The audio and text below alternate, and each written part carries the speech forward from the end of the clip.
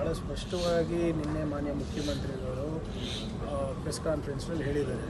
ಇದನ್ನು ನಾವು sort out ಮಾಡಿದ್ದೀವಿ. ನಮ್ಮ ಒಂದು ಪ್ರಾಮಾಣಿಕ ಪ್ರಯತ್ನ ಸಾಮಾಜಿಕ ನ್ಯಾಯದ ಪರವಾಗಿದೆ. ನಮ್ಮ ಯುವಕರ ಒಂದು ಭವಿಷ್ಯ ಕಟ್ಟುವ ನಿಟ್ಟಿನಲ್ಲಿ ನಾವು ಮಾಡಿದ್ದೇವೆ. ಇದರಲ್ಲಿ ಈಗ ನೋಟಿಫಿಕೇಷನ್ ಕೂಡ ಒಂದೆರಡು ದಿನದಲ್ಲಿ ನಾವು ಹೊಡಿಸ್ತೇವೆ. ನಮ್ಮ ಮನವಿ ಏನು ತಮ್ಮ ಮುಖಾಂತರ ಅಂತ ನಮ್ಮ ಯುವಕರಿಗೆ ನೋಟಿಫಿಕೇಷನ್ ಕೊಡಿಸೋದ್ರಲ್ಲಿ ದಯವಿಟ್ಟು ಎಲ್ಲರೂ ಓದಿದ ಮೇಲೆ ಗಮನ ಕೊಡಿ. ನಿಮ್ಮ ಧ್ವನಿ ಏನಿದೆ ಸರ್ಕಾರಕ್ಕೆ ಮುಟ್ಟಿದೆ. ನಿಮ್ಮ ಏನು ಸಮಸ್ಯೆಗಳಿಗೆ ಸ್ಪಂದಿಸೋಕ್ಕೆ ಸರ್ಕಾರ ಯಾವಾಗಲೂ ಸಿದ್ಧರಾಗಿದ್ದಾರೆ. ದಯವಿಟ್ಟು ಇದನ್ನು ಕೈ ಬಿಡಬೇಕು ಅಂತ ನಾನು ಹೇಳ್ತೀನಿ. ಸರ್, ಈಗ ಸರ್ಕಾರ ಎಸ್ಟಿ ಸಮುದಾಯದಲ್ಲೂ ಕೂಡ ಒಳ ಮೀಸಲಾತಿ ಬೇಕು ಅನ್ನೋ ಆಗ್ರಹ ನೋಡಿ. ಇದನ್ನೂ ಕೂಡ ನಿನ್ನೆ ಸರ್ಕಾರ ಬಹಳ ಸ್ಪಷ್ಟವಾಗಿ ಹೇಳಿದೆ. We are committed for 24% reservation.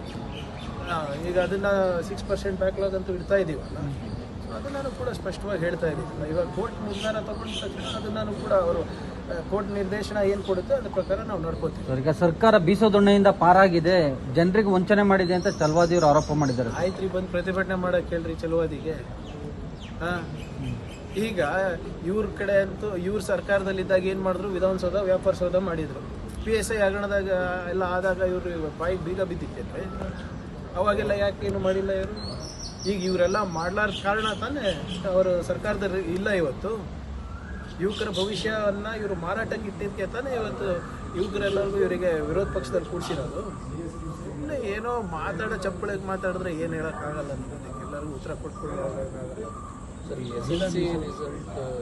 ಇದು ಭಾಳ ಸ್ಪಷ್ಟವಾಗಿ ನಿನ್ನೆ ಮಾನ್ಯ ಮುಖ್ಯಮಂತ್ರಿಗಳು ಪ್ರೆಸ್ ಕಾನ್ಫರೆನ್ಸ್ನಲ್ಲಿ ಹೇಳಿದ್ದಾರೆ.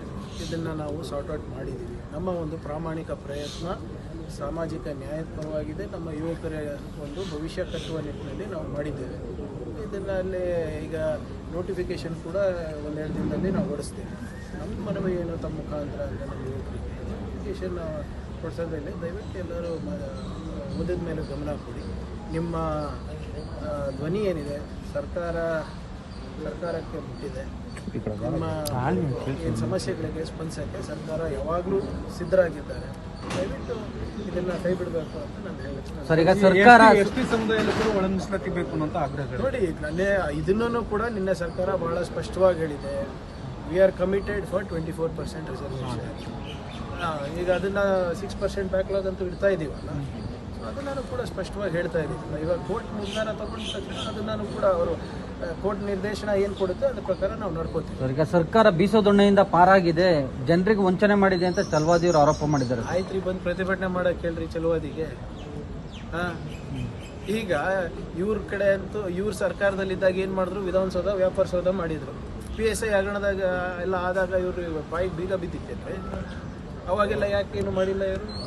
ಈಗ ಇವರೆಲ್ಲ ಮಾಡ್ಲಾರ್ದ ಕಾರಣ ತಾನೇ ಅವರು ಸರ್ಕಾರದಲ್ಲಿ ಇಲ್ಲ. ಇವತ್ತು ಯುವಕರ ಭವಿಷ್ಯವನ್ನು ಇವರು ಮಾರಾಟಕ್ಕೆ ಇಟ್ಟಿದ್ದಕ್ಕೆ ತಾನೇ ಇವತ್ತು ಯುವಕರೆಲ್ಲರಿಗೂ ಇವರಿಗೆ ವಿರೋಧ ಪಕ್ಷದಲ್ಲಿ ಕೂಡಿಸಿರೋದು. ಸುಮ್ಮನೆ ಏನೋ ಚಪ್ಪಳಿಗೆ ಮಾತಾಡಿದ್ರೆ ಏನು ಹೇಳೋಕ್ಕಾಗಲ್ಲ ಅಂತ ಎಲ್ಲರಿಗೂ ಉತ್ತರ ಕೊಟ್ಕೊಳ್ಳೋಕ್ಕಾಗಲ್ಲ. ಇದು ಭಾಳ ಸ್ಪಷ್ಟವಾಗಿ ನಿನ್ನೆ ಮಾನ್ಯ ಮುಖ್ಯಮಂತ್ರಿಗಳು ಪ್ರೆಸ್ ಕಾನ್ಫರೆನ್ಸ್ನಲ್ಲಿ ಹೇಳಿದ್ದಾರೆ. ಇದನ್ನು ನಾವು ಸಾರ್ಟ್ ಔಟ್ ಮಾಡಿದ್ದೀವಿ. ನಮ್ಮ ಒಂದು ಪ್ರಾಮಾಣಿಕ ಪ್ರಯತ್ನ ಸಾಮಾಜಿಕ ನ್ಯಾಯದ ಪರವಾಗಿದೆ. ನಮ್ಮ ಯುವಕರ ಒಂದು ಭವಿಷ್ಯ ಕಟ್ಟುವ ನಿಟ್ಟಿನಲ್ಲಿ ನಾವು ಮಾಡಿದ್ದೇವೆ. ಇದರಲ್ಲಿ ಈಗ ನೋಟಿಫಿಕೇಷನ್ ಕೂಡ ಒಂದೆರಡು ದಿನದಲ್ಲಿ ನಾವು ಹೊಡಿಸ್ತೇವೆ.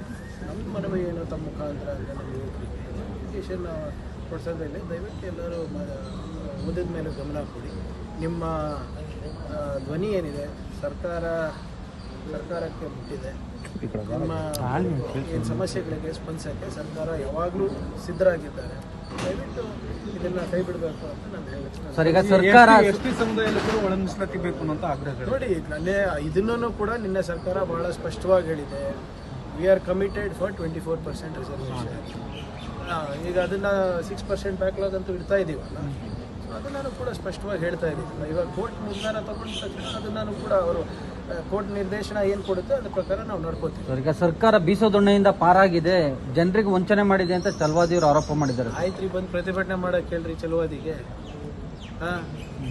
ಈಗ ಇವ್ರ ಕಡೆ ಅಂತೂ ಇವ್ರ ಸರ್ಕಾರದಲ್ಲಿದ್ದಾಗ ಏನು ಮಾಡಿದ್ರು, ವಿಧಾನಸೌಧ ವ್ಯಾಪಾರ ಸೌಧ ಮಾಡಿದರು. PSI ಹಗರಣದಾಗ ಎಲ್ಲ ಆದಾಗ ಇವರು ಬಾಯಿಗೆ ಬೀಗ ಬಿದ್ದಿತ್ತೇನೆ. ಅವಾಗೆಲ್ಲ ಯಾಕೆ ಏನು ಮಾಡಿಲ್ಲ ಇವರು? ಈಗ ಇವರೆಲ್ಲ ಮಾಡ್ಲಾರ್ದ ಕಾರಣ ತಾನೇ ಅವರು ಸರ್ಕಾರದಲ್ಲಿ ಇಲ್ಲ. ಇವತ್ತು ಯುವಕರ ಭವಿಷ್ಯವನ್ನು ಇವರು ಮಾರಾಟಕ್ಕೆ ಇಟ್ಟಿದ್ದಕ್ಕೆ ತಾನೇ ಇವತ್ತು ಯುವಕರೆಲ್ಲರಿಗೂ ಇವರಿಗೆ ವಿರೋಧ ಪಕ್ಷದಲ್ಲಿ ಕೂಡಿಸಿರೋದು. ಸುಮ್ಮನೆ ಏನೋ ಮಾತಾಡೋ ಚಪ್ಪಳಿಗೆ ಮಾತಾಡಿದ್ರೆ ಏನು ಹೇಳೋಕ್ಕಾಗಲ್ಲ ಅನ್ನೋದಕ್ಕೆ ಎಲ್ಲರಿಗೂ ಉತ್ತರ ಕೊಟ್ಕೊಂಡು ಹೋಗೋಕ್ಕಾಗಲ್ಲ. ಹೆಚ್ಚಿನ ವಿಡಿಯೋಗಳಿಗೆ ಪ್ರತಿಧ್ವನಿ ಯೂಟ್ಯೂಬ್ ಚಾನೆಲ್ ಸಬ್ಸ್ಕ್ರೈಬ್ ಮಾಡಿ, ಬೆಲ್ ಐಕಾನ್ ಕ್ಲಿಕ್ ಮಾಡಿ.